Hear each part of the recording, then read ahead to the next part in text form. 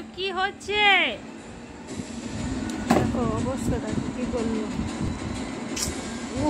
একটা কিচ্ছু দেখবে না, এখন এতগুলো বাকি আছে। কি হচ্ছে?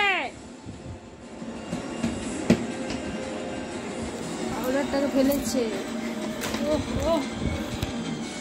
বাপরে বাপরে বাপরে, কি দুষ্টুমি হচ্ছে, দেখতে থাকো এবার। আমি আবার বাড়িতে ফিরে এলাম রাধা। সে তো দেখতেই পাচ্ছ। তোমার শরীর কেমন আছে? হাতে ব্যথা আছে। হ্যাঁ, কিছু কিছু ব্যথা অনেক দিন থেকে যায় মেলা। জেঠুমনি, জেঠুমনি আপনি ফিরে এসেছেন। আমি যে কি খুশি হয়েছি।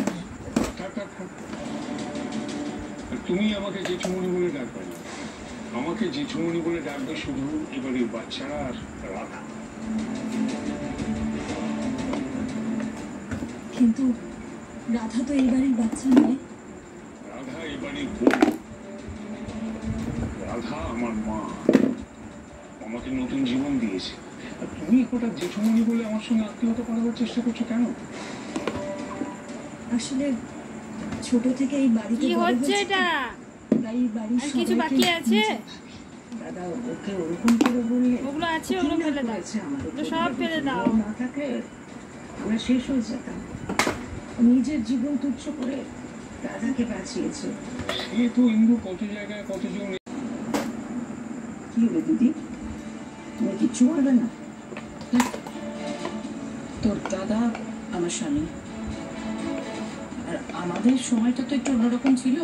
স্বামীর মুখের ওপর তখন কথা বলতাম না, এখনো বলি না।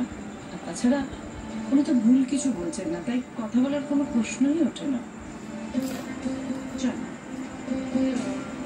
বিশ্রাম নিবি, চল। আসলে মানুষ আজকাল খুব অকৃতজ্ঞ হয়ে গেছে যে আমি যা যা করেছি বাড়ির জন্য, একদিন সেটা বোধহয় না যাবে।